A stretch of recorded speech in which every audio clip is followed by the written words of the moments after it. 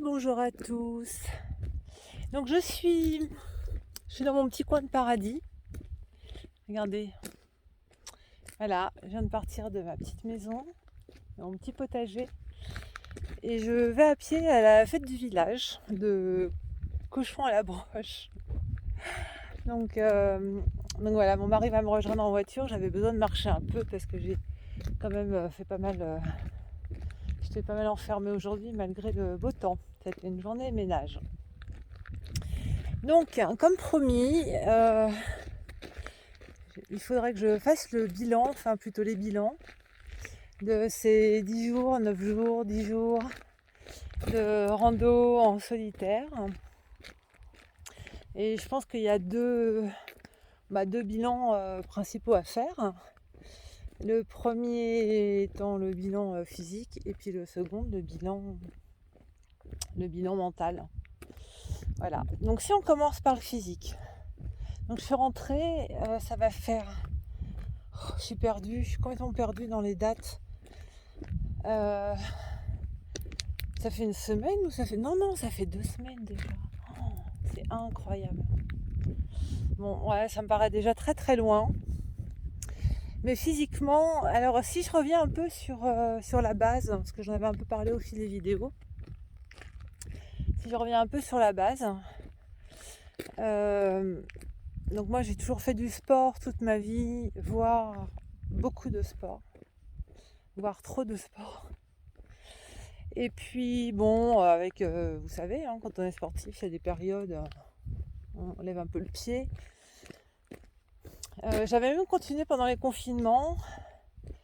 Et puis je sais pas, est-ce que c'est une forme de dépression bon bref, j'ai complètement arrêté le sport. J'ai un peu de mal à me situer maintenant, j'irai 2 ans et demi. Voilà. Arrêter le sport, télétravail à quasi temps plein, donc à la maison, donc avec de moins en moins de règles, enfin moins en moins de rigueur en fait dans le quotidien. Ouais, j'ai fini par bosser sur le canapé. Voilà, plus de sport, pas très envie de sortir, pas envie de voir les gens. Il y a eu le pass, donc en plus même pas de sortie, voilà, à prétexte en fait, restaurant ou je ne sais quoi. Et voilà, donc arrêt de sport. Sans changer mes autres habitudes, puisque moi j'ai toujours aimé manger. Donc je mangeais beaucoup. Je buvais, c'est bizarre de dire que je buvais beaucoup, ça fait un peu alcoolique, ce qui n'est pas le cas. Je buvais pas mal, hein, avec plaisir, quoi, du bon vin, une bière quand il fait chaud, quand on reçoit des amis, etc. etc. Donc, euh, je me suis retrouvée au bout, allez, on va dire 18 mois, parce qu'au début, bon, mais je pense que voilà, j'ai pris beaucoup, beaucoup de poids en 18 mois. Et la cigarette, hein, bien sûr. Moi, je fumais, hein, mais j'ai fumé plus étant à la maison. Et puis, la cigarette associée au reste, et notamment à la sédentarité, sans commentaire. Donc, je me suis retrouvée à prendre du poids, à avoir franchement de mauvaise mine, pas le moral, être très facilement fatiguée, tout le temps fatiguée en fait, très facilement essoufflée. Bon, voilà, globalement, pas très. Je ne vais pas dire pas très gai parce que je suis naturelle assez joviale, hein. Mais moins gai que d'habitude quand même, à mon avis. Un peu plus cynique, un humour un peu plus grinçant, je pense. Donc voilà l'état des lieux avant mon départ. Donc je suis partie, j'ai arrêté de fumer. J'ai fait entre 8 heures et 10 heures de marche par jour quand même, hein. En moyenne, en gros, allez, entre 7 et 9 heures, on va dire, de marche par jour. Donc le bilan physique, hein. J'ai arrêté de fumer, je n'ai toujours pas repris la cigarette, d'ailleurs c'est pas dans mes projets. Je suis presque plus essoufflée. Alors on est essoufflé parce qu'il y a aussi, enfin l'essoufflement, je parle pendant l'activité physique, hein. Je ne suis pas essoufflée quand je fais rien. Mais voilà, mais il y a aussi le cœur qui est désentraîné et en plus, moi j'ai un squelette qui est pas fait pour porter du poids. Donc mon cœur souffre, même si je suis pas obèse, hein. Je pense qu'il y a même des gens qui pourraient presque me trouver mince, mais c'est pas le cas. J'ai pas un squelette qui est fait pour porter ce poids-là. Combien de kilos j'ai pris? Alors je vais vous dire honnêtement, j'en ai aucune idée parce que je me suis quasiment jamais pesée de ma vie. Euh, mais en fait, je me connais très très bien puisqu'ayant fait, bah oui, quand on est sportif, on surveille. Donc je me pesais avant les compétitions, des choses comme ça. Je connais mon poids de forme, je connais mon poids d'avant en compète. Bon, honnêtement, à 2 kilos près, je pense savoir combien je pesais avant de partir. Et je pense savoir combien je pèse à peu près aujourd'hui. Et honnêtement, j'ai fondu, mais vraiment fondu. Je sais pas, ça peut être l'équivalent de... À mon avis, j'ai dû perdre, je dirais entre 3 et 4 kilos. Voilà, donc une voiture, comme je connais tout le monde ici, non c'est bon. Donc j'ai dû perdre, je pense, 3 bons kilos, hein. Donc je suis rentrée, qu'est-ce que j'ai fait? Bah en fait je me suis un peu calmée sur la bouffe quand même. Alors moi j'ai une chance, enfin je sais pas si c'est une chance, mais tout me dit que c'est une chance et que j'aime pas trop le sucre. Moi je suis pas très gâteau, sucrerie, etc. Voilà, mes petits points faibles, ce serait plutôt du salé, de la charcuterie, du saucisson, bon bref. Ce qui n'est pas dans ma culture alimentaire du tout, mais bon voilà, il m'arrive quand même d'en manger et plus souvent ces derniers mois. Euh, donc j'ai fondu, donc je respire mieux, je suis moins essoufflée. J'ai fondu, j'ai révisé un peu mon alimentation pour reprendre mon alimentation un peu naturelle. Moi je mange quand même pas beaucoup de viande, 1 ou 2 fois par semaine. Je suis à 80% de légumes, 85% de légumes, 5% de viande, 10% de produits laitiers, parce que je suis une dingue de fromage. Je mange pas de yaourt, je bois pas de lait, mais j'aime le fromage. Voilà. Et depuis que je suis rentrée, j'ai continué, enfin j'ai repris la course à pied. Donc je cours 3 fois par semaine, 40 minutes. Étonnamment, avec une facilité assez déconcertante, je vais pas dire que je cours 40 minutes sans m'arrêter, c'est pas le cas. Je m'arrête 2 fois, 1 minute, 1 minute 30. Là j'ai couru aujourd'hui, bon regardez, attendez, comment on peut voir comme ça? Est-ce que, je sais pas, moi je vois rien. Bon, voilà, c'est très vallonné ici. Donc sur mon circuit, il y a quand même énormément de côtes. Donc je me suis plutôt arrêtée 3 fois, 2 minutes, parce que les côtes, ça monte doucement, puis d'un seul coup, oh, vous avez la dernière bosse, et là, non, là je peux plus. Voilà, mais si je continue comme ça, dans un mois, je pense que je vais courir 40 minutes sans m'arrêter. Après, bon, chacun s'entraîne un peu à sa façon. Moi, j'ai plutôt tendance, cette fois-ci, parce que je crois que j'ai fait à peu près tous les entraînements possibles, imaginables dans ma vie, les types d'entraînement. Mais cette fois-ci, ce que je voudrais, c'est me trouver un circuit de 5 km. Voilà, me trouver un circuit de 5 km, donc c'est à peu près ce que j'ai, hein, c'est ce que je fais en 40 minutes là en ce moment. Voilà, et ce que je voudrais, c'est courir 30 minutes, donc arriver à mes 5 km en 30 minutes, et je veux m'arrêter là parce que je me connais, et je sais que si je me donne pas cette limite-là, je vais vouloir passer à 6, à 7, à 7,5, essayer d'atteindre les 15 km/h, et je veux plus partir dans ces délires. Donc parce que aussi, je n'ai pas une vie qui me permette de marcher des heures et des heures et des heures ou de courir des heures par semaine. Donc je préfère courir 3-4 fois par semaine, 30 minutes, 5 km. J'ai envie de dire 6 ou 7, mais non. On va essayer de rester à 5 km. Et puis de marcher quand je peux. Alors, ce qui est assez sympa du fait d'être en télétravail, c'est que j'ai parfois des réunions où je suis pas forcément susceptible d'intervenir. Donc dans ces cas-là, je prends mon téléphone, je prends mon casque et je vais marcher pendant ma réunion. Voilà, donc ça c'est le confort absolu quand même.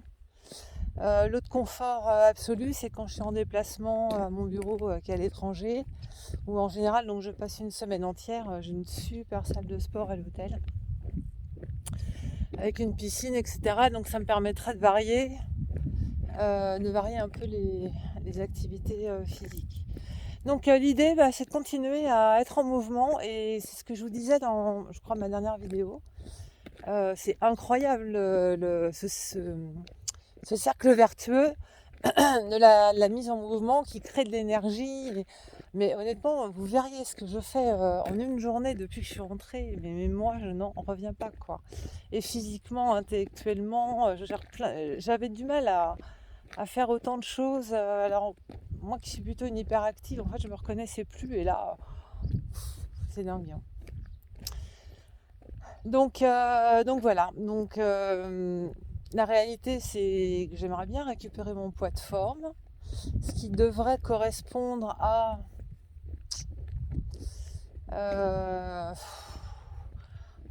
8 ou 9 kilos de moins. Voilà. Et je voudrais dire aux femmes qui me regardent, en fait, quand je parle de poids de forme, il ne faut pas entendre poids dans mon expression, mais il faut entendre forme. En fait, moi, j'en ai rien à foutre du poids. L'objectif, c'est vraiment de se sentir bien. Moi, je sais à quel point je me sens bien. Après, je suis à une étape de ma vie, presque 50 ans. Je sais que le corps se transforme, etc. Donc ça se trouve, mon poids de forme sera un autre poids que celui des années passées. Mais pour le moment, mon objectif, moi, c'est d'être en forme. Et normalement, pour être en forme, aujourd'hui, il faudrait que je perde 8 à 9 kilos pour plus avoir mal nulle part. Parce que j'ai des toutes petites attaches, comme on dit. Mes articulations sont pas faites pour... elles sont pas faites pour ça, pour porter ce que je porte, ce que je supporte en ce moment. Et voilà. Et je pense que pour les femmes qui disent toujours, je pense que c'est une grande majorité, hein, je perds du poids. Je pense qu'il faut vraiment garder en tête le fait de sentir bien, de jeter sa balance. Parce que le problème, c'est qu'on va avoir une référence qui sont des références induites par des magazines, par une culture. Il faut faire 10 de moins que sa taille. Je sais pas, des conneries comme ça, par exemple.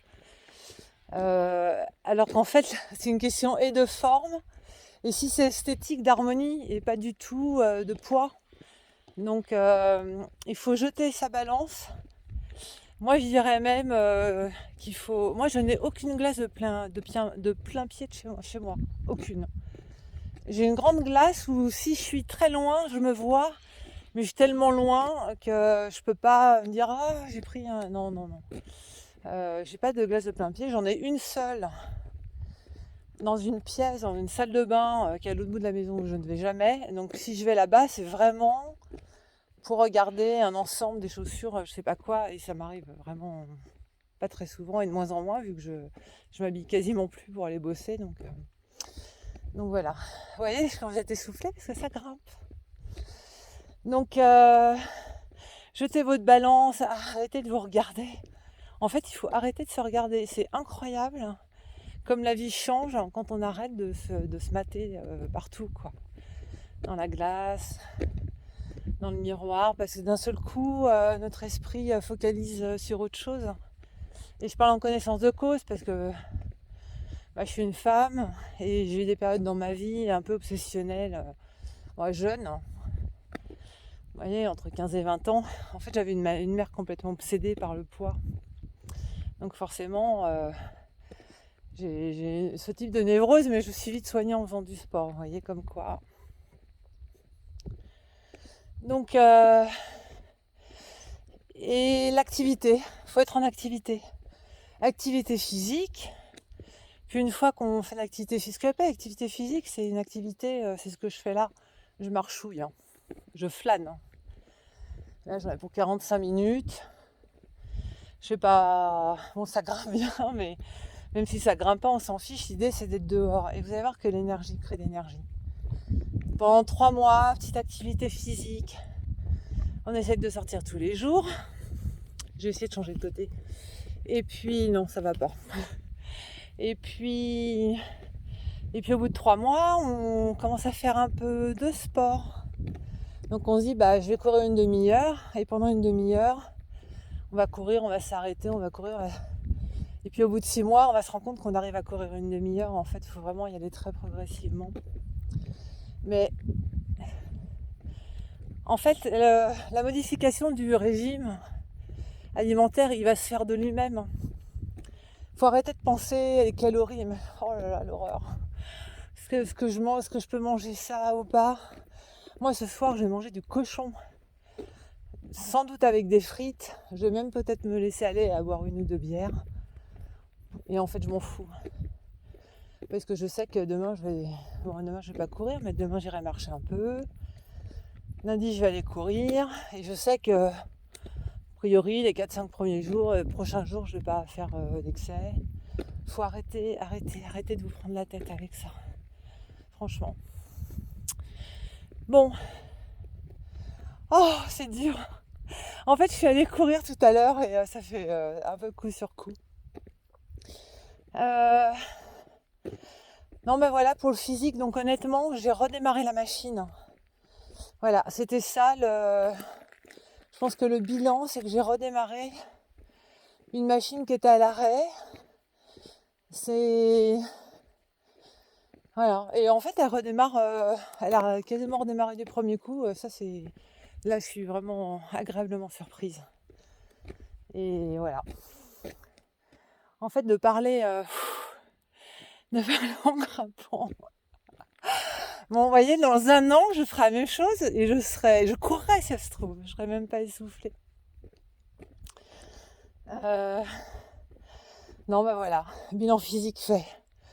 Donc je reviens demain, après-demain, je sais pas, avec le bilan mental. Et en général, le mental dépend du physique et non l'inverse. Donc si vous êtes en forme physiquement, en général, le mental suit. Voilà, alors je vous laisse sur ce. Et si vous avez des questions, des commentaires, et voilà, vous les faites et puis j'essaierai de répondre. Allez, je vous embrasse. Bye bye.